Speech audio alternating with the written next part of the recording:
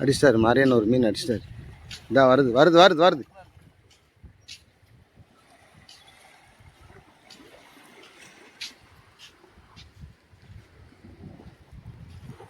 பண்டாரி பண்டாரி.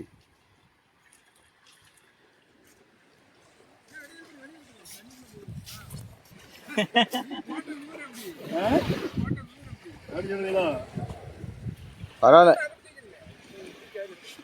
நல்ல சைஸ், நல்ல நல்ல சைஸ். சம்மன் இருக்கும், 1 கிலோ நெருக்கிறோம். நல்ல சைஸ், சரியான சைஸ். நீங்கள் ஒன்று பிடிச்சிங்களா? செப்பலி ஒன்று பிடிச்சிருக்கீங்களா? பரவாயில்ல பரவாயில்ல பரவாயில்ல. மறையண்ணா ஜம்முன்னு அடிச்சிடல மறையண்ணா. எங்கே போனாலும் இதான் உனக்குள்ள விரட்டி விரட்டி வருது. பண்டாரி மாரியப்பண்ணா.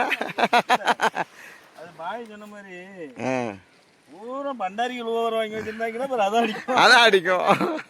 கொஞ்சமாவது செப்பலிக்கு இப்போ நீங்க வந்தீங்களா? இவன் அங்கனுக்குள்ள ஒன்று அடிச்சிச்சு. சூப்பர் அண்ணன். இதுலேயே சின்னது போடுறீங்களோ? சரி சரி சரி. இது சின்னது எடுக்கும்ண்ணா. சரி சரி சரி. முன்னால் அந்த இதெல்லாம் லாக்கெல்லாம் போட மாட்டீங்கண்ணா? டேரெக்டாக கையில் போட்டிங்களா? சரி சரி சரி சரி. ம் பார்த்துனே. இது நோஸ் பிளேயர் வச்சிருக்கீங்களா அப்படி? சரி எடுத்துருங்க. அந்த ஒரு முள் லைட்டாக தான் இருக்குது. ஒரு முள் கலண்டுட்டு. கலண்டு 2 முள் மாட்டிருக்கு, ஒரு முள் மாட்டவே இல்லை. காலை கிட்ட கொண்டு வாங்க, முள்ளு டக்குன்னு காலில் ஏறிடுவான். நீங்கள் அந்த இதில் பிடிங்கண்ணா, நான் பிடிப்பேன் தெரியுமா? அந்த சந்துக்குள்ள அப்படி பிடிங்க.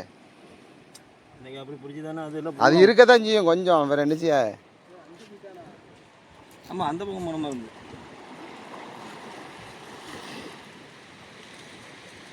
சரி ஓகே, தொடர்ந்து பார்த்துட்டே இருங்க. அடுத்து என்ன மீன் பிடிக்கும் அப்படிங்கிறத உங்களுக்கு வீடியோவில் காட்டுறோம்.